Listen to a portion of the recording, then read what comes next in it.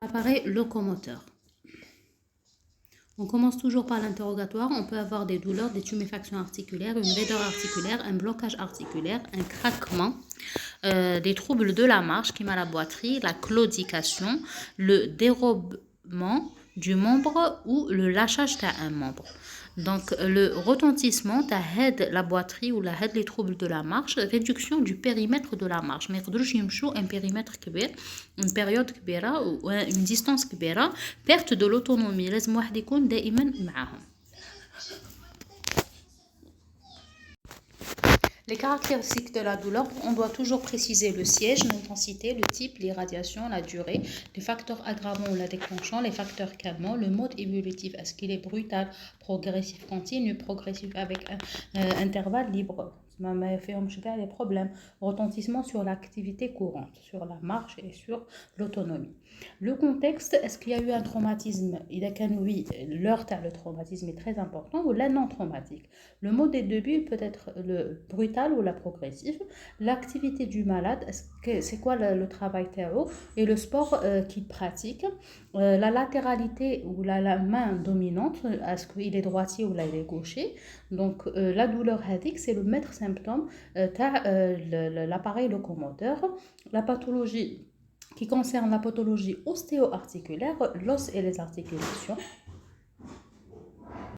Peut concerner le tendon, les ligaments et les muscles. On appelle ça la pathologie abarticulaire, ostéo-articulaire ou la abarticulaire. On examine les membres et ou les vertèbres et la limitation des mouvements. On a deux catégories de pathologies locomotrices, les pathologies inflammatoires et les pathologies mécaniques. Donc le rythme, il y a une différence entre inflammatoire et mécanique que vous devez connaître. L'horaire prédominant inflammatoire, c'est la nuit. J'ai des douleurs la nuit. Par contre, mécanique, la journée, le maximum la journée vespérale. L'horaire de la maladie, la pathologie inflammatoire dit la nuit, le kharat dit la journée, les deux parties de la nuit, donc le maximum au début matin, le début le matin. Au repos, donc la douleur est toujours présente, par contre, le mécanique, met au repos. Donc c'est au mouvement. Le réveil nocturne de la pathologie inflammatoire est fréquent. La pathologie mécanique, mais qu'est-ce un réveil nocturne non positionnel, ça ne dépend pas de la position. Par contre, le mécanique, ça dépend de la position qui m'a l'épaule sollicité. C'est un exemple. La raideur articulaire qui déroule l'examen maintenant, donc il y a une raideur qui est intense avec un dérouillage matinal. Le matin, il y a comme si la matinée. Donc par contre, le mécanique, il y a une raideur. Donc elle n'existe pas la raideur.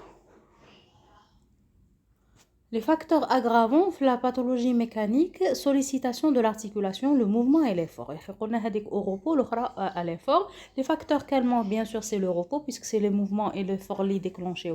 Par contre, la pathologie inflammatoire, c'est l'effort de mobilisation. Donc il faut mobiliser le verrouillage matinal, mise en décharge d'une articulation, donc, et les anti-inflammatoires. Les signes inflammatoires selon la cause, اذا كان la cause على حسب la cause اللي نلقاو ولا ما نلقاوش. ماشي معناتها inflammatoire ça veut dire نلقاو des signes inflammatoires. في les mécaniques bien sûr ما كاش.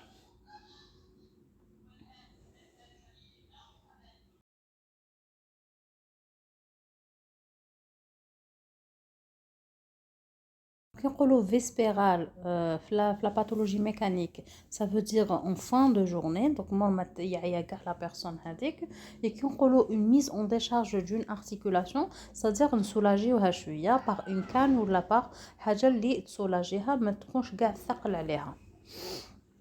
Les douleurs inflammatoires sont aiguës, subaiguës ou la chronique.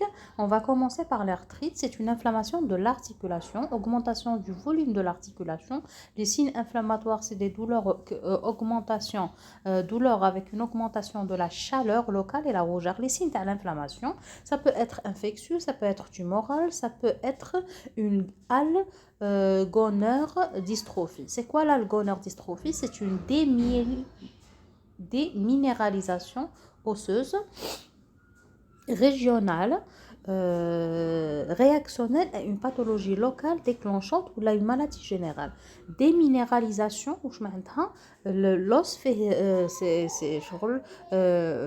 les particules de l'os, quand on le déminéralise, il est fragile. Généralement, la déminéralisation تكون في la ménopause. Une femme qui a les règles vers l'âge de 50 ans, تكون عندي une déminéralisation.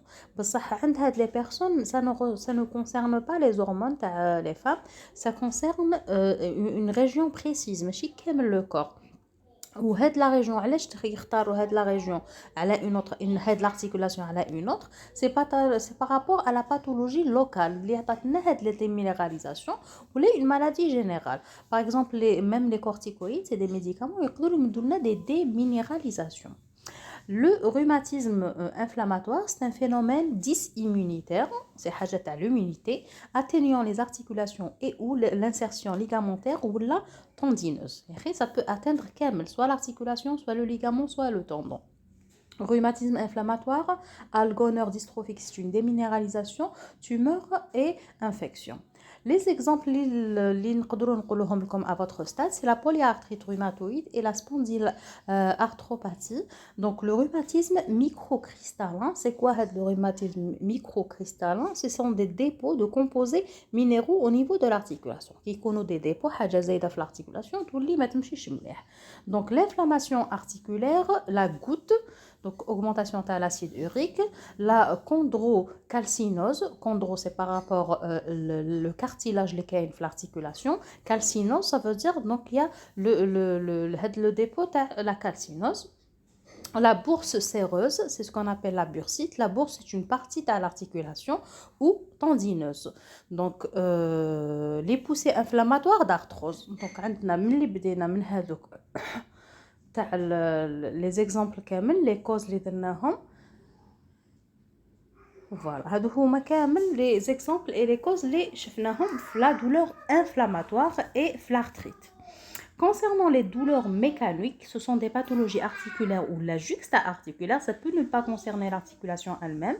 Donc, la douleur au mouvement, donc un mouvement là un effort, soit donc elle est due à une fracture, à un processus dégénératif, donc destructif de l'articulation, une hernie discale rachidienne, les disques de la colonne vertébrale à la place ou une arthrose. Donc une arthrose, c'est qui concerne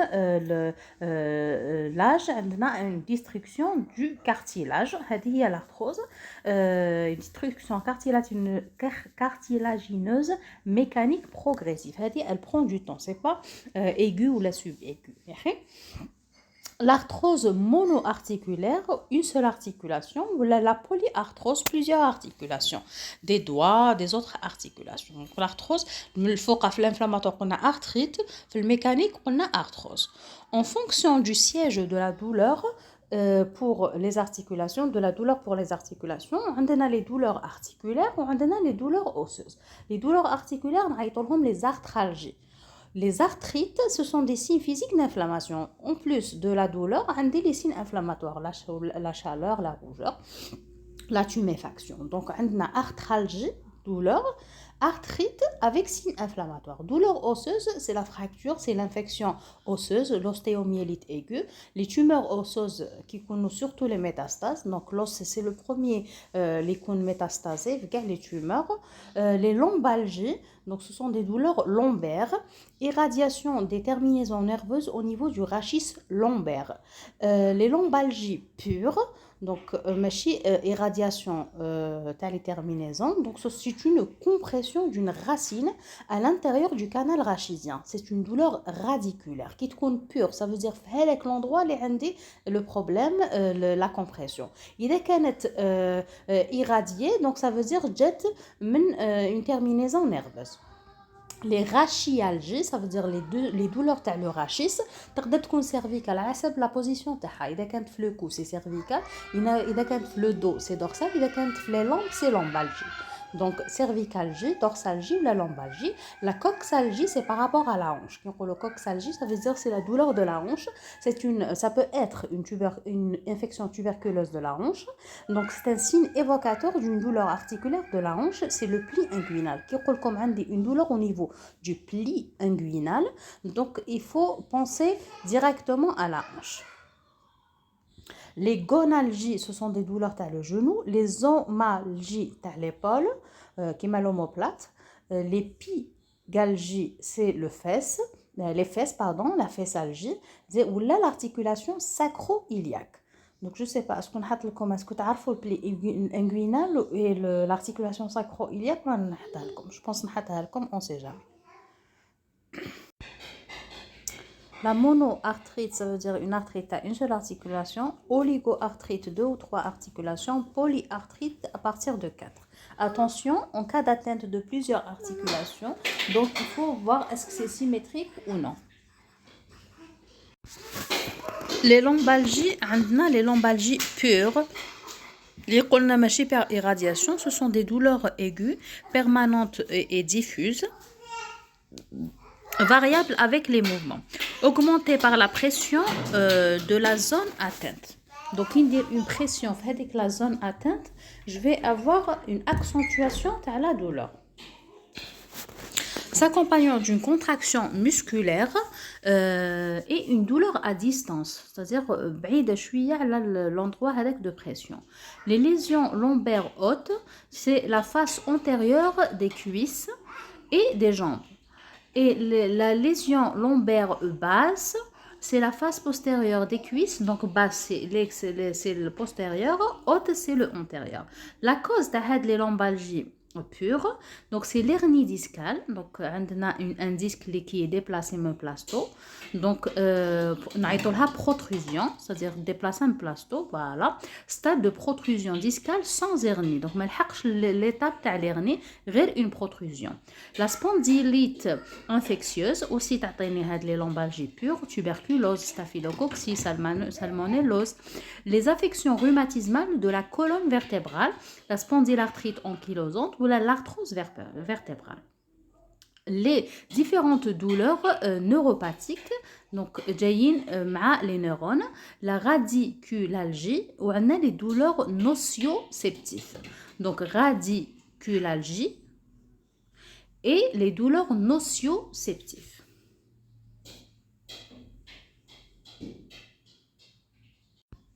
Quand on dit radiculalgie, ça veut dire que c'est des douleurs dues à une atteinte à une racine nerveuse.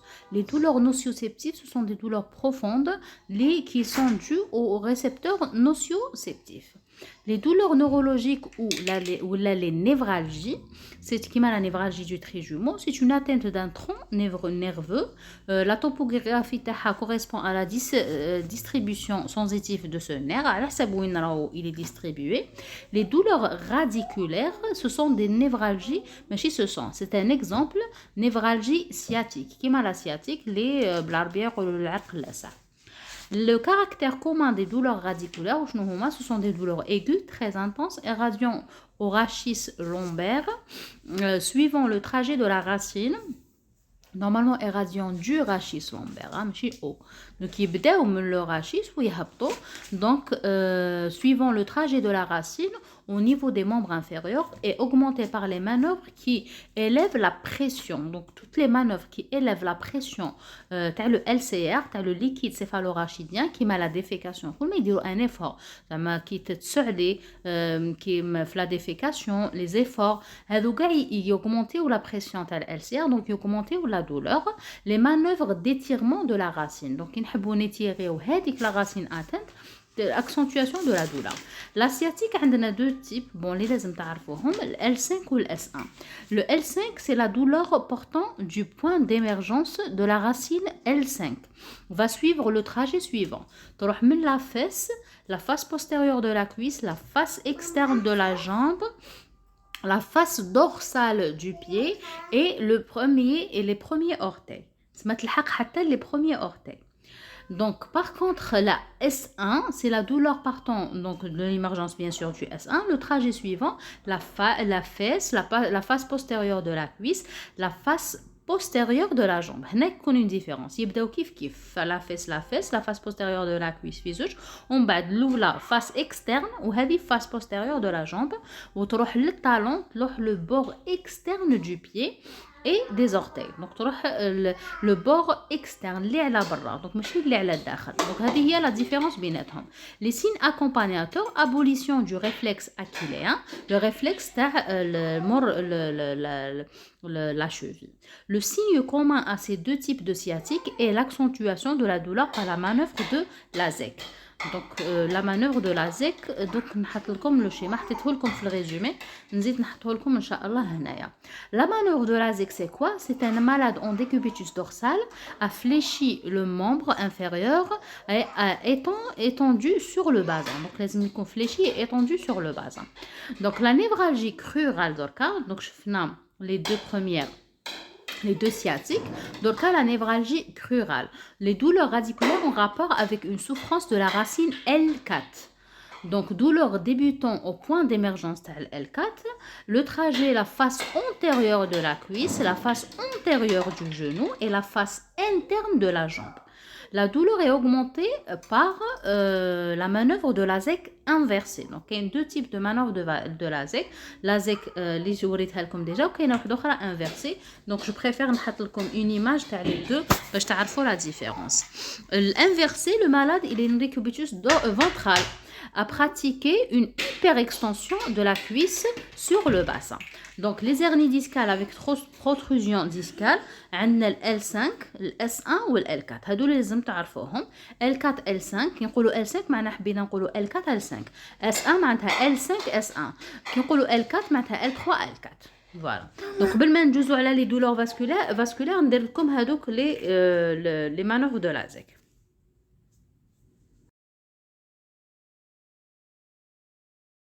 Ce sont des douleurs d'origine artérielle ou veineuse. Artérielle, il y a la claudication intermittente à la marche et qui disparaît au repos. Donc, ce sont des arthrites oblitérantes des membres inférieurs. Donc, c'est une marche qui est pathologique avec des crampes et des contractions musculaires. Donc, on a la claudication intermittente à la marche. Par contre, pour les douleurs d'origine veineuse, ce sont les thromboses veineuses des membres inférieurs. C'est des gens généralement ont des varices. Les douleurs rapportées, donc c'est le syndrome coronarien avec irradiation, l'appareil urogénital, l'appareil digestif qui m'a l'ulcère, la pancréatite, la pathologie colique, il y a des douleurs rapportées. Les lombalgies d'origine psychique, c'est le surmenage physique ou la psychique. La gêne fonctionnelle, c'est-à-dire sans pathologie organique, c'est la raideur articulaire, c'est le non-enraidissement. Donc l'articulation est raide, mais une cause. L'imitation de l'amplitude des mouvements ressentis comme une perte de souplesse, un problème de la souplesse, mais elle n'est pas une cause organique. Elle peut être douloureuse comme elle peut être indolore. L'impotence fonctionnelle, c'est une gêne à l'utilisation d'un membre ou d'un segment pour diverses raisons. Donc, il est impotent avec le membre, déficit moteur, douloureux, une raideur importante. Le dérouillage, chiffré en minutes de la raideur. Donc, le dérouillage, c'est-à-dire le dérouillage matinal, donc au bout de 15 minutes, c'est normal. Donc, c'est le dérouillage. Le gonflement articulaire, rechercher des épisodes de tuméfaction articulaire et les horaires. Donc, qui connaît un gonflement, je dois rechercher est-ce que c'est des épisodes, est-ce qu'il y a des horaires précises les les gonflements. La fatigue, on peut avoir tous une fatigue l'appareil locomoteur terna. Le blocage rachidien ou le genou ou les doigts, c'est une sensation de raideur brusque avec limitation nette de l'amplitude. Mais est-ce que ça comme déjà تحسوا شغل صباعكم ولا l'orteil تاعكم il a pris une position وحبس فيها. Généralement, c'est un problème ionique, donc soit عندكم un manque de magnésium ou de calcium. L'examen clinique, toujours نبداو بلا démarche. L'état normal, la démarche est régulière, rythmée et souple. La démarche pathologique, c'est la claudication et la boiterie. La démarche devient irrégulière, donc une douleur qui entraîne une diminution de la période d'appui, donc ما يappuie comme d'habitude, du côté du membre douloureux, un raccourcissement du membre, شغل ناقص في الطول, donc une réduction de la mobilité d'une articulation par anomalie de la capsule, des ligaments ou des tendons. Donc, on a un problème qui a une réduction de la mobilité d'une articulation. Donc, il y a la mobilité تاعها ناقصة, نشك في la capsule, في le ligament ou le tendon. Le dérobement et le lâchage, donc qui شفنا la claudication et la boiterie, le dérobement et le lâchage. Le dérobement est une sensation d'instabilité de la marche avec appréhension et impression de luxation du genou, comme si مخايفين يحطوا رجلهم شغل لو كان يحطوها الدور. Elle va se luxer. Donc, c'est un lâchage et une flexion brusque du genou à la marche liée à une faiblesse du quadriceps. Donc, c'est une faiblesse du muscle. Le malade هذاك راهو خايف à une appréhension. Appréhension, أني خايفة نحط رجلي الدور ولا تتلوكسا. Une fatigabilité ou une claudication, qui m'a fait la pathologie artérielle. Une boiterie qui est asymétrique. Élévation des bras à chaque pas. Donc sur le membre douloureux, donc pour soulager l'appui, donc comme si يعاونوا رجلهم بيدهم باش يقدروا يمشوا. La boiterie, c'est une sensation de raideur brusque avec limitation nette de l'amplitude. La marche, elle est asymétrique, diminution de l'amplitude du pas antérieur ou la postérieure. De durée, la durée les pas, est-ce que كيف est-ce que يحطوا رجلهم في الارض de la même durée. Asynchronisme entre les membres inférieurs et le tronc. Donc le tronc ou là كيما هذيك لا تاع تريد لامبورغ, l'image اللي حطيت لكم تاع تريد لامبورغ. Donc il y a une asymétrie ما بين les membres inférieurs et le tronc et le bassin, ماهمش قاعدين في la même symétrie. Il existe 3 types de boiterie. Donc, on a une boiterie frontale, ce sont les mouvements du tronc. D'accord, le tronc qui fait, il fait des mouvements. La boiterie antalgique ou la boiterie esquisse, toute douleur d'un membre entraîne l'évitement de l'appui. Quand j'évite l'appui, comme généralement de l'enfant, donc quand j'évite l'appui, élévation des bras à chaque pas sur le membre douloureux pour soulager l'appui. Comme si مخايفين يفيتيو هذاك l'appui ويرفدوا يديهم. هذه نعيطوا لها boiterie antalgique ou la boiterie esquisse. La boiterie par asymétrie de longueur des membres inférieurs, c'est une perte d'amplitude articulaire. هذه ماشي عندهمش la même longueur, c'est tout à fait normal et qu'on a عندهم une boiterie. Boiterie par insuffisance musculaire ou la boiterie d'équilibration, c'est qu'il y a une boiterie antalgique par perte de l'amplitude articulaire avec un déficit musculaire. Donc le muscle, واحد من جهة يخدم normal, واحد il est déficitaire. Donc عندنا une autre, c'est la boiterie de salutation, limitation de l'extension. Donc, on n'arrive pas à faire l'extension compensée par une hyperlordose. Donc, une hyperlordose, ça veut dire le dos تاعهم داخل بزاف la partie lombaire du tronc et l'avancée du bassin vers l'avant. يدنيو le bassin تاعهم vers l'avant. Généralement, la femme enceinte تكون هكذا عندها l'hyperlordose. La démarche dandinante qui met les femmes, ماشي les femmes بركا, les vieilles, généralement, ils connaissent avec un surpoids, ils marchent de façon dandinante, qui m'a le pingouin. Balancement du tronc à chaque côté, une limitation en flexion, articulation ou la déficit du quadriceps. Nécessite une surélévation du bassin pour projeter le membre inférieur vers l'avant. Ils sont obligés de dandiner le bassin تاعهم. Donc ما يمشوش كيما واحد عادي. En cas d'atteinte neurologique, هذيك حاجة واحدة أخرى. أنا في l'appareil locomoteur. Donc en cas d'atteinte neurologique, je peux avoir une démarche ataxique qui m'a قلنا l'ataxie, c'est un problème au niveau des mouvements. Démarche ébrieuse par atteinte cérébelleuse, un stépage dû à une paralysie des muscles de la loge antéro-externe de la jambe. Ça peut être une atteinte unilatérale par paralysie du nerf sciatique poplité externe, bilatérale en cas de polynévrite. L'examen des membres de cas, après avoir vu la démarche, on recherche les déformations, la mensuration des membres, l'étude des articulations, on recherche toujours les signes inflammatoires, chaleur, rougeur, œdème et tuméfaction. Donc la recherche de la déformation, donc on a des déformations post-traumatiques après une fracture ou des traumatismes d'un membre avec impotence fonctionnelle. L'inspection, c'est l'attitude du sujet, donc comment il est, l'attitude soutient son membre blessé. C'est le malade qui dit comme c'est une fracture du membre supérieur, l'avant-bras fléchi sur le bras avec la main du côté indemne. La fracture du membre inférieur, le sujet elle est allongé avec une déformation avec perte de l'axe normal du membre, raccourcissement du membre atteint. Comme c'est impressionnant une fracture. L'aspect des téguments, la tuméfaction, est-ce qu'il y a des tuméfactions, est-ce qu'il y a des échymoses, est-ce qu'il y a des flictènes, je n'arrive la cause. La palpation, est-ce qu'il y a un œdème de la région ou non. Des douleurs provoquées quand je palpe. Préciser le siège du trait fracturaire où est la fracture. On ne recherche pas la mobilité anormale parce qu'il est fracturé, mais لازمش تحركوه كامل. Recherche des signes de choc qui met le pouls rapide, petit, la chute de la tension, tendance à l'hypothermie. C'est des signes de choc état général à rechercher. On fait rapidement une radio pour le trait de fracture et comment déplacer ou comment traiter le malade après avoir eu le trait de fracture et le déplacement de la fracture. La déformation post-traumatique ancienne, c'est-à-dire ils ont eu une fracture ou un cal vicieux, c'est une fracture maltraitée, c'est une déformation en crosse qui m'a dit comme le résumé comme l'orteil en crosse. Convexité antéro-externe dans certaines fractures du fémur, convexité antéro-interne dans les fractures de la jambe.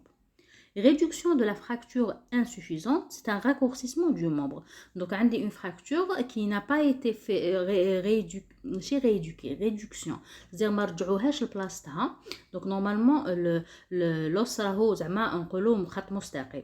Donc, quand il y a un trait de fracture ou il déplace chouïa, on madarouche une bonne réduction, marjouhash le plastin. Donc, le membre là qui est les mensurations. Les autres déformations dans le plan frontal, déformation en varus, qui met les images là en face, déviation anormale du membre vers là.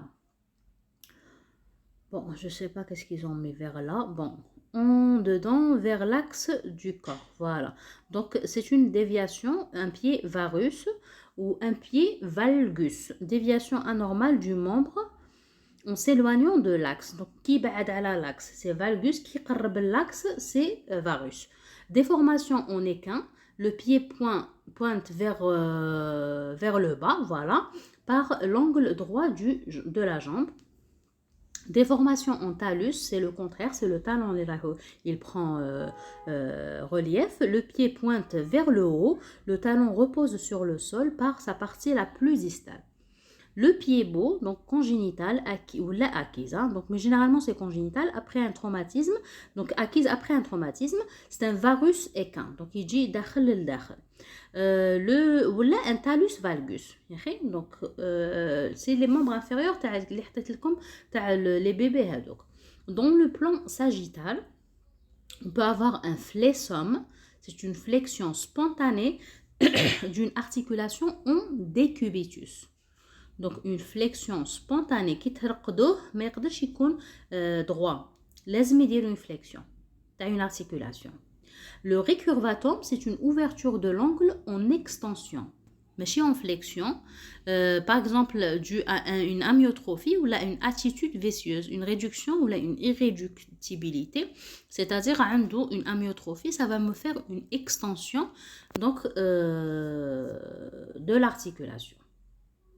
La palpation de façon très précise, repères anatomiques, les repères ou la fracture ou la pathologie, des douleurs provoquées à la palpation, épanchement articulaire, je suspecte une inflammation, une tuméfaction, mobilisation active et passive, active par le patient, passive par l'examinateur, notez les angles à l'aide d'un goniomètre, qui m'a comme le schéma, donc préciser la limitation de l'amplitude, est-ce qu'il y a une limitation dans les articulations ou non? dominant.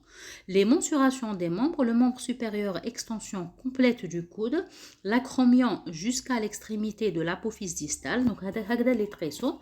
Le membre inférieur, extension complète de la hanche et du genou, de l'épine iliaque antérieure et supérieure jusqu'à la malléole interne. L'étude des articulations, le degré de mobilité des articulations, avec l'examen comparatif de chaque articulation. Toujours on déroule l'examen comparatif. À l'état normal, elles sont symétriques, parce que il y a des gens qui ne sont pas souples, donc c'est symétrique. Pathologique, on a une raideur articulaire, limitation de la mobilité articulaire, une amyotrophie, le muscle naqs le volume, l'épanchement liquidien intra-articulaire du genou, augmentation du volume du genou, la ponction articulaire elle est pratiquée, on suspecte un épanchement, et on va voir la nature de l'épanchement. Il y a un citron. Il s'agit d'une hydrarthrose, il y a qu'un sang, c'est du sang, c'est une hémarthrose ou la post-traumatique ou la soit post-traumatique, il peut y avoir une maladie hématologique ou s'appelle l'hémophilie. Donc arthrite purulente, ça veut dire il y a du pus, on déroule l'antibiogramme. Recherchez le choc rotulien, l'examinateur se déplace du même côté du genou du malade, le membre est placé en extension et en état de relâchement musculaire. Donc les en extension et en relâchement musculaire. Il se cherche en empruntant non, donc il se cherche en empaumant, je vais dire la paume de la main gauche du cul-de-sac sous-quadricipital et la main droite, le cul-de-sac inférieur, de sorte que le liquide, comme dans l'image, le liquide contenu dans la cavité articulaire est mis sous tension et soulève la rotule. Je comme si tu la rotule. Donc, le but avec l'index, l'index de l'examinateur, appuie brusquement sur la face antérieure de la rotule. On va dire un appui brusque. La rotule ainsi déprimée vient heurter la surface intercondilienne. Donc, c'est normalement la réaction donc elle va heurter. Parce que je vais faire un mouvement brusque. Les particularités pour chaque articulation examinée, toujours examiner la hanche devant des douleurs du genou, coxopathie. C'est-à-dire, le genou, vous êtes obligé de regarder la hanche parce qu'il me choque kif. Donc, le genou, on a le syndrome fémoro-tibial, le fémur et le tibia, gonalgie en terrain plat. Gonalgie en terrain plat. Bon, je ne sais pas qu'est-ce qu'il veut dire par ça, mais l'essentiel, quand on a un syndrome fémoro-tibial, il faut toujours rechercher phlégonalgie, rechercher est-ce qu'il y a une coxopathie associée. Le syndrome fémoro-patellaire, à la distance des escaliers, à la descente, des escaliers, qui hapto les escaliers, accroupissement, position assise prolongée. Donc, ce sont des douleurs lidiohom, qui hapto les escaliers, qui sont accroupis ou qui déroulent la position assise prolongée. Donc, ils peuvent avoir une relation avec la hanche. Le signe de cinéma, atteinte du ménisque ligamentaire. Donc, le ménisque est au niveau du genou. Donc, c'est un genou qui est instable ou c'est un genou qui bloque. Les ménisques, généralement, ils jouent les sportifs. Donc, les membres inférieurs. On peut avoir un problème au niveau des ménisques. Donc, le genou est instable ou là, il bloque. L'amyotrophie du quadriceps. Mesure comparative du périmètre de la cuisse, normalement il est de 15 cm au-dessous de la rotule. Donc il compte au-dessus, juste fort la rotule. L'épanchement articulaire mesure du périmètre médio-rotulien suivi et évolution de l'épanchement. Donc, je dire la ponction où je fais le suivi, est-ce que la visite ou la winfos. Le signe de flot, donc une main appuie sur le cul-de-sac sous le quadriceps au-dessus de la rotule. L'autre main recherche la transmission de l'onde au niveau de l'interligne fémoro-tubiale. C'est le signe de flot. Un schéma, je pense qu'on dit comme un schéma. Le choc rotulien, donc c'est le contact rotulien. On a tout à l'heure, on a la rotule, on a un choc brusque où il va vers l'articulation. Le kyste poplité de Baker, c'est une tuméfaction non pulsatile. Ce n'est pas du sang, ce n'est pas un vaisseau. Du creux poplité, donc mord le genou, le creux poplité, associé aux épanchements abondants. Donc c'est un kyste, les mord mort ما تنديرلكمش un schéma. Donc stupéfaction اللي جايه mort le genou في la partie postérieure في le creux poplité. Les signes rotuliens عندنا le signe du rabot. Le signe du rabot, pression sur la rotule et